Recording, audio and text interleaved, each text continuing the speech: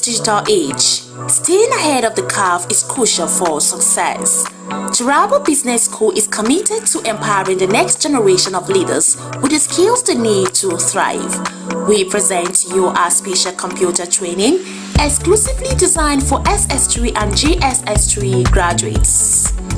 Our comprehensive program covers a wide range of topics, including Microsoft Word, master the art of document creation and editing, unlock the power of data analysis and visualization, Microsoft Access, learn to manage and analyze database, Microsoft PowerPoint, create stunning presentations that captivate audiences, graphic design using CorelDRAW, unleash your creativity and design skills, Photoshop, enhance your image editing skills and create stunning visuals, programming using web design, build dynamic websites and web applications, database development, learn to design and manage databases, UI/UX design, create user-friendly and intuitive interfaces. At the Turabo Business School, we believe in creating world-class entrepreneurs and professionals. Our experienced instructors will guide you every step of the way, providing you with hands-on training and mentorship. Don't miss this opportunity to gain a competitive edge. Contact us today to learn more about our program and register for the next session. Call 080-6026-9140, 070-6342-8464, or 090-1010-8844 between 8 a.m. to 3 p.m. Mondays to Fridays. Turabo Business School, creating world-class entrepreneurs and professionals. Join us today and unlock your full potential. Turabo Business School, opposite Civil Service Commission, Hamarua Way, Jalingo, Turabo State. Empower yourself with the skills of the future. Register now.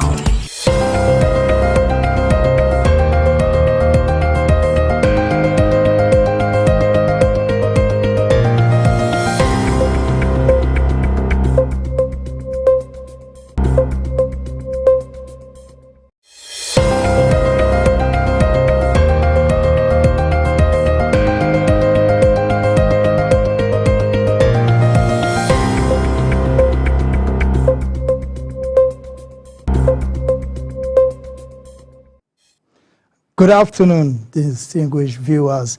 Welcome to another gripping edition of Issues of the Moment.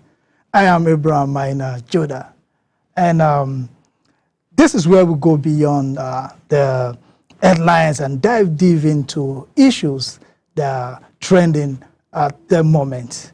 Today, we spotlight on beating the art of strategic communication in Adamawa State. And this is where words are not just spoken, but measured, deliberate, and impactful. And at a time where the media is seen as a noise, simply because of a lot of unprofessionals that are in the media space now, clarity is power. And those who manage the media of prominent personalities must separate noise from impact. And there are people that help shape policies. And let me take the word of a quote from Walter Lippmann, who once said, "The press is not a mirror just to reflect public opinion, but a hammer to shape it." Indeed, the man and the woman behind the microphone and the press statement are more than just messengers, if you ask me. They are people who are custodians of truth and must always defend the truths. Our guest today, who say we can have an August visitor in July. Today is July, but we have an August visitor today. And it's no other person but a distinguished custodian, Mr. Onwashi Wonosiko, the Chief Press Secretary to the Executive Governor of Adamawa State. You are welcome, sir. Thank you, Abraham. Yeah, it's nice to be here in your studio. Looking good, and kudos to you and what you're doing with the management here. Thank you Thanks very for much. having me. If I was white, I would have turned blue, but unfortunately I'm black, so you wouldn't. My expressions wouldn't show on TV. I'm really happy to have a very, very senior colleague. I'm happy to use the word colleague for such a respected person like you, because you're not only a press person, you are also someone who is known. Your spirituality is also, let me say, your spirituality is also in top shape. You're welcome. Thank you. Let me ask you, what brought this August visitors in July to Jalingo? Well, I come from Adamawa, and Adamawa and Jalingo are brothers. Yes. So we are part and parcel of each other. We started as former Northeast, and then we found ourselves in the former Gongola state, and today, by reason of geographical whatever, Taraba is on its own, and Adamawa is standing on her own. So I have come to have fellowship with my brothers in Taraba State, particularly here in Jalingo. We had a 2-day convention of what we call the Redeemers Men's Fellowship, which is of the Redeemed Christian Church of God. And by the grace of God, I happen to be the president in the region, comprising Adamawa. In Taraba, we have 2 provinces, one in Jalingo and another one in Wukari. So we came together as men to see how we can encourage each other and support each other. Because, we hold forth in the homes, and we need to talk to each other as per how, we have been dealing with our families before and what we need to do in the next years ahead. So from time to time, yearly, we come together, have fellowship, and encourage each other spiritually. Okay, thank you very much. Well, you're a senior colleague, so you've anticipated my second question, and you've done justice to it. Now there's this perception that politics and spirituality don't go hand in hand, and it's all about the politicians are not straightforward people, but you are known to be a very straightforward person. How do you balance this? Well, thank you for that question. It's a good question.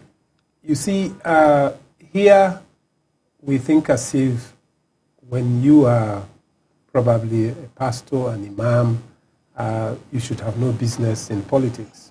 But let me just say something. If you allow politics in the hands of riffraffs, what is going to happen? They run riot. So we need people who are truthful. We need people who have the fear of God to be part of that, so that we can shape our democracy and see how we can move politics forward. For me, I think it's not a difficult thing to do, mixing, being at the corridor of power and then being also in another corridor of power, which is the church. So these are 2 things. If you call back, in those days, the Bible days, kings were presidents, and they performed spiritual duties until a certain time that it stopped. So there is nothing, too difficult for somebody who is in the church, and then we find it difficult to navigate also in the political scene, because we are in a world where we need to do things right. And if you are in the church, you will not want to come out to make sure that things go right. You allow, like I said, other people to do it, then things will go bad. But then people are needed who are trustworthy, who are people of faith, who are people that have the fear of God, to be part and parcel of politics, of governance, and whatever we are doing, particularly here in Nigeria. You see, people think as if because you are a pastor, because you are a Christian, you should not belong to politics. I say no. We have to do politics. Thank you. That's the only way that we can shape the society and probably make a difference. We are called into service to make a difference. And if you are not able to make a difference in service, then you have missed it. And so we are people that people are waiting to see how we do things so that one day they will talk about you that, yes, during so-so-so-so's tenure, he reigned in a particular place, he ruled with the fear of God, and probably he advised with the fear of God. He was an aide who had the fear of God, and therefore, somehow, he brought to bear his own, spirituality on governance and whatever it is that he's doing. Thank you very much, sir. And I'm a member of the Redeemed Christian Church of God and a member of the RMF, and I know that these are some of the things that we are being taught on a daily basis in the Redeemed Christian Church of God. Now, let's come to your principle. Let me ask this. I'm going to ask two straight questions. One is going to be funny. The other one is not going to be funny. The first one is there a place where money is printed in Adamawa State that other states don't have? That is one. Then the transformation agenda of your principal. How has he been doing this? You know the reason why I ask whether there's more, because when you do comparative analysis between what is going on in Adamawa and what is going on in other states, you begin to wonder, maybe the governor has a secret somewhere where he prints money to do all this. Well, Abraham, let me just tell you, let me just give you a straightforward answer.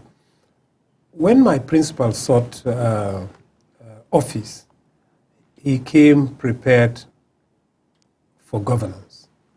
In Nigeria, so many of us, are just accidental people in government. People who are not prepared for government, and then one day somebody will just wake up and just say that, and foist somebody on the state and tell us that this is who I want to be the president, this is who I want to be governor. And so the person comes to power, he is not prepared for it. He does not have a policy trust that he wants to work on. And therefore, you find out that people spend 8 years, they don't do anything. My principal came to power prepared. He came in the first tenure with an 11-point agenda. And if you look at it in the 11-point agenda, he was able to execute so much part of the 11-point agenda. And when he came for the second tenure, because we have done so much part of the 11-point agenda, he decided to now trim the 11-point agenda to 8-point agenda, because a lot has been done in other sectors of the economy, and then probably we now need to marshal all our power on certain sectors, of the economy that we see that we should probably, build on and see how we can affect the lives of people in our community. So he came prepared, and he is somebody who is disciplined with resources, disciplined as a human being, and ready to make impact. He is ready to make a difference in governance, because there is no need, like I said when I was talking earlier on the spirituality, there is no need for us to come here and then seek to run for offices, and then we spend 4-8 years without making any difference. If you're not able to make a difference in this life, you're missing it. So my principal came prepared, and then he did what is needed for the people to do, and he's one who listens to people. He listens to people. He goes around to ask people, what are your needs? And then the people tell you, here are our needs. And then you meet their needs. You don't just wake up one day and then, I remember when all the infrastructural projects started in Yola, particularly with the flyovers, some people were making noise that we don't need flyovers when people are hungry. We don't need this and that. But today, the flyovers are helping. The society is evolving. Things are changing. The economy is changing. People are becoming more empowered. People are buying vehicles. The traffic situation was becoming chaotic. And therefore, the governor decided this is the only thing we can do to make sure that at least we reduce chaotic problems in our traffic in the state capital and across the 21 local governments in Adamawa State. So he decided to pick certain places where we could just put flyovers and make sure that our roads are good for people to ply on those roads. So these are some of the things that, on the issue of whether money is printed in Adamawa, no, money is not printed in Adamawa. It's the same money that somebody in Bayelsa, somebody in Nasarawa, and in Adamawa are enjoying. But probably some of them even, have more allocation than us. But like I said, it is all about discipline. When you have a leader who is disciplined, who is ready to listen to people, who is ready to make sacrifices, then things happen and people begin to wonder, how is he doing it? How is he doing it that, that he's achieving results? It's just discipline. Thank you very much. Now, the last question. This is going to be double-barreled. How did the governor manage, how did he manage the politics and the controversies behind the creation of chiefdoms? Because we all thought the state was going to implode. That is one. Then, how is he managing his relationship with, should I say, the Waziri Adamawa Alhaji Atiku Abubakar? Well, I start with the second one. I don't know if there is any strained relationship between the two. I don't think so. Atiku Abubakar is a respected elder in Adamawa State, and so he is still respected. And when people talk about probably some strained relationship, it baffles me, and I wonder, where did they get that from? We have not seen any problem between the two of them.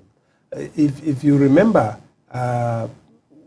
if you watched the burial of the former president of Nigeria, His Excellency Muhammadu Buhari, just a few days ago, my principal was in Daura, and Atiku Abubakar happened to be in Daura. And you could see from television pictures how they greeted and, did everything. So if these people are people that supposedly, what people are saying, they would not, have a meeting point. But as far as I am concerned, my principal has high regards for His Excellency, the former Vice President of Nigeria, and it remains so. There is no sort of relationship between them. All is well.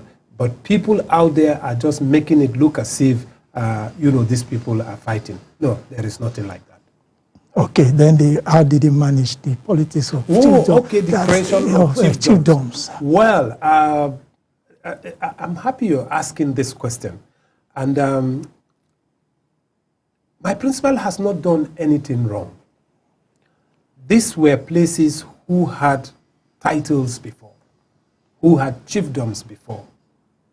And then at some point, when the white man came, for one reason or the other, decided to just, lock these people out and then decide to put them together with some people, and the people were lording over them. And then he looked at it. My principal is a historian and then a strategist. So from history, he sat down to analyze what happened that, these people were not allowed to continue as chiefs in their local places.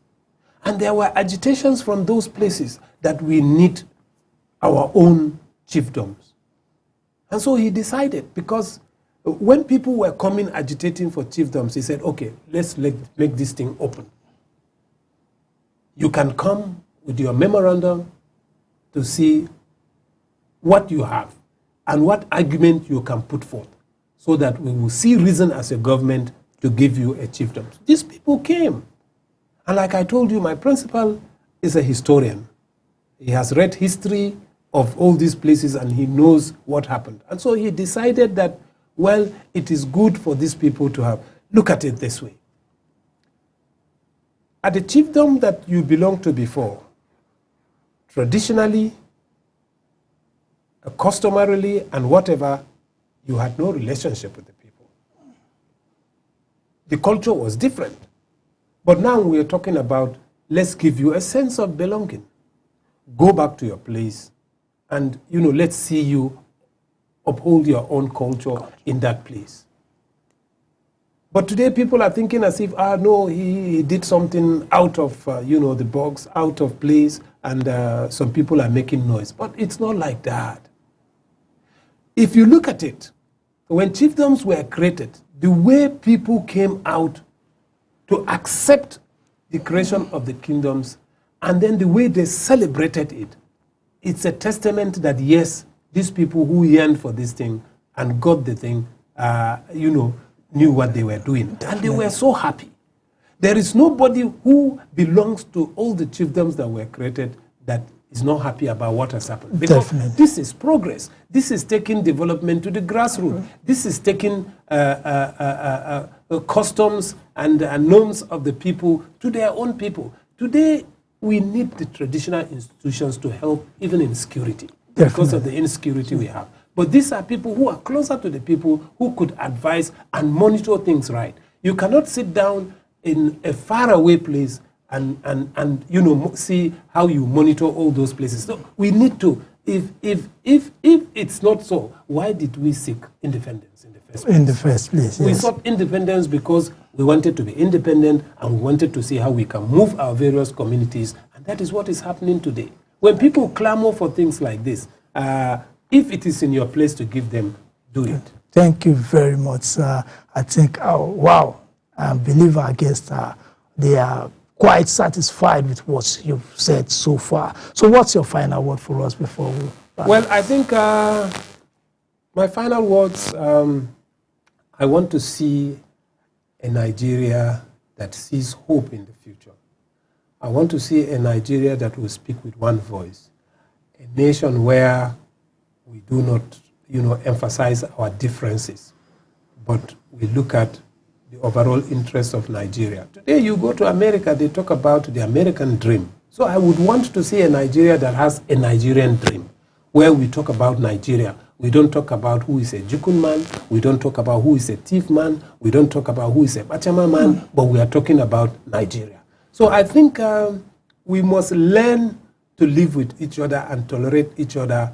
That's the only way we can grow this country and move Nigeria forward. But when we emphasize our differences, we are making things difficult for this country. And I don't see Nigeria moving forward in the kind of attitude that we all carry. But we must carry an attitude of I am a Nigerian and I am ready to move Nigeria forward. Thank you very much. Once again, you're welcome to Some TV. You're welcome to, and I believe we have more engagements like this with you and also with Adamawa State. Thank you for having me. Thank you, sir. Well, there we have it, insightful and quite revealing. That is Mr. Umwashi Wonosiko. He has not only given us a window to what is going on in Adamawa State, he has also shown us that, yes, there are two corridors of power, the corridor of powers of the church and the corridor of power of government, and you must balance the two. That is all we have for today's edition of Issues of the Moment. Stay tuned to Some TV, because at any time, we are still the pulse of the nation. I am Abraham Maina-Judah. Keep watching Some TV.